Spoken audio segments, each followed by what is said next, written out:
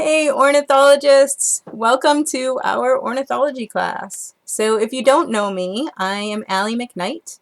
I have been teaching at Unity for a few years now, and I am really excited to teach this class for the first time in several years because I am, by training, a bird ecologist. So I worked for about a dozen years up in Alaska for the Fish and Wildlife Service, running projects dealing with seabirds in Prince William Sound, where we were usually looking for evidence of recovery from the 1989 Exxon Valdez oil spill, which, even though it happened decades ago, is actually still affecting our seabird and other populations today. All right, so I wanted to start off by thanking you guys for all the really nice notes I've gotten in response to the email I sent out a couple of days ago. So that's been really sweet. Thank you for those. My goal there was I want to make sure that everyone in the class has access to a pair of binoculars, because that's really going to make a big difference in your study of birds, being able to actually see the birds that are around you where you live. So if you do not have your own binoculars, or if you can't borrow some for the next 5 weeks from a family member or a friend, please let me know as soon as you can, because I think I can get you some Unity College binoculars to borrow until the end of this term. So I want to get that ball rolling, because if you're not living right in the area, we'll need to get those mailed to you. So definitely let me know as soon as you can whether or not you, or whether you need binoculars, and we'll work out something. So let's see. That being said, what do I want to talk about next? I want to just give you a rundown of the course structure. It's going to be pretty similar from week to week. So each week we'll have some learning material on some aspect of bird biology, and that's going to kind of form the basis for our discussion for that week. So our discussions are going to take place in Perusall, which hopefully most people are pretty familiar with by now, and if not, there'll be some guidance. And there will also often be some kind of related either activity or an opportunity to upload your notes from reading or watching the learning materials. So that's kind of all wrapped up in our discussion each week. The next part of the week is going to be your opportunity to get out in the area around you and do some bird observations of your own. We're actually not going to start that till week 2, because, as I'll talk about in a moment, week 1 was pretty busy, and I thought, since we're mainly focusing on water birds in week 1 for our ID work, and not everybody may live near where they can observe water birds, I thought we'd hold off for a week. But in all the other weeks, there's going to be a time built into the course for you to go out and do some observations. And what you want to do there is go out with your binoculars and your notebook, and you'll have some guidance about what kinds of things you want to record. But you want to look and listen for birds. And at first, especially, they're probably going to be birds that you don't yet know. But one of our goals for this course is learning how to identify birds that we don't know. So you might hear a sound that you don't know. You'll have your binoculars, so you just take a few minutes and you try to focus in on where that bird is and get a glimpse of it, and note its field marks. Use your field guide that that you procured for this course, or that you already own, to do your best to identify that bird, so that you're learning the sound and the visual identification cues at the same time. And maybe all the birds around you are ones that you will know already, and then you're watching their behavior and taking notes.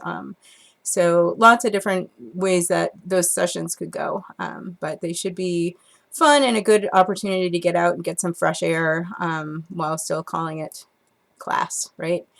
All right, so that's another component of the week. The biggest component of each week is going to be learning to do our identifications. So each week there will be a group of birds that we learn to identify visually based on their appearance. And then we'll have a different group that will be learning to identify by sound each week. So that's going to be probably the bulk of your time right there, is working through the practice materials and getting good at those IDs. And then the last part of each week is working on your course projects. And that's our opportunity to take the things we're learning in class and apply them to kind of a novel situation. So everybody's going to take a bird family that we're not covering in class, a lot of which may not even be found in North America, though some are. It's a great chance to kind of broaden your horizons while you're also applying lessons from the class. So hopefully that will be a fun and enlightening experience for everyone. So that's the general course structure. I want to talk a little bit about communication in the course. So something I tried out last term that was really helpful, not just to me, but I think to students as well, was using Microsoft Teams for questions and other sort of course-related communication that wasn't extremely personal, like asking for extensions. And what tends to happen, and what was happening a lot last term with my other classes, is that my courses aren't perfect, right? So there's going to be mistakes. If you see something that doesn't make sense, your first assumption should not be that it's, you being stupid. It's very likely that I screwed things up because, I was teaching 2 courses last term and trying to put this together and working 90 hours a week till 2 a.m. most nights. So there's going to be mistakes in there. So what tends to happen is I have great students working ahead each week, and they come across these problems and they email me, and then I fix them, which is awesome.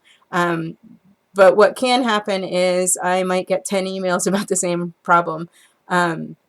So Teams really helps with that, because when you encounter some issue, you can go to Teams, see if somebody else has identified the same issue, see what I'm doing to work on the problem and when it's going to be resolved.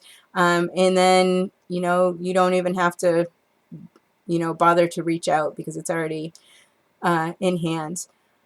I've also found that it's really hard in these classes not to end up with this unintended bias that favors the students that are comfortable reaching out for help, because they're the ones that get the help. And when that's happening through private email, they're the only ones that are getting the help. I know there are some of you that aren't that comfortable reaching out, or that for whatever reason don't feel that your problem is worthy of my attention, which is generally garbage, but I understand that sentiment. And those folks are really helped out by this system as well, because they don't have to speak up. They can go to the Teams page, they can see what problems people have been having, what the solutions are, and they're good to go, and they never even have to, speak up, which some people, that's what they're more comfortable with, and I don't want to punish anybody for, not feeling comfortable talking. So anyway, that's my long story about Teams and why I'd like to use it. So there'll be some guidance on how to access our Teams channel and how to make posts and respond to posts, but I'm hoping we can have some good conversations there. It's also a great place to reach out and, video call each other if you want to do study groups, practice your birds together by screen sharing. There's all kinds of fun opportunities if you guys are willing to try to work together. Okay, that's Teams. Couple more things. Another thing that I tried out in a class last term that I think worked out really well was I actually asked the wildlife and fisheries capstone students to to decorate our Canvas course with their own pictures or images that they chose. And I did it kind of on a whim, but it turned out to be really neat how it came out. It gave the course this really personal touch, because on a lot of pages there'd be an image that somebody had submitted and then a caption explaining what the image meant to them regarding wildlife and fisheries conservation and why it's important or meaningful. It was kind of special. And I thought this would be a really great course to do the same thing with, because I know a lot of Unity students are pretty passionate about birds. We may even have some photographers or artists in this class. And I would love if you were willing to share some of your photographs or your artwork related to birds. So that would be awesome. If you're not an artist or a photographer, I will ask you just to find some image that has, a Creative Commons license, so that it's one that we can share with each other on Canvas. Find an image that you think is interesting or shows a cool bird, um, you know, something meaningful to you. And you'll be submitting those as part of the sort of introductions assignment this week. I think by this point, we're all pretty bored with that same old introductions assignment. So I thought this would be a great way to switch that up too. All right, so that's coming. And then just a general warning about week 1. It is going to look crazy in Canvas. And it's not really. It's a similar structure to the other weeks. The only additional parts are there's some introductory material for each sort of component, but I split things out a lot more than I will in other weeks. So I had you learn the visual ID group in 2 groups. So you work within each smaller group, practice, and then put them all together. I thought that was a good way to kind of ease into it. And then in all the other weeks, we're just going to learn them all in one big jumble. So don't be overwhelmed. Check out the time estimates on the sort of planning your week page to see how long each component should really be taking you. And then I promise the next weeks will not look quite so overwhelming in Canvas. All right, that is my spiel. So welcome to the class. I'm looking forward to working with you all. If any of you guys are in the area and you want to do a little sort of off-the-record field trip, maybe head out to Vinyl Haven Island or go somewhere else neat, I might be able to join you. That could be a fun thing we could do. Again, not officially, not for credit, just people getting together who like birds.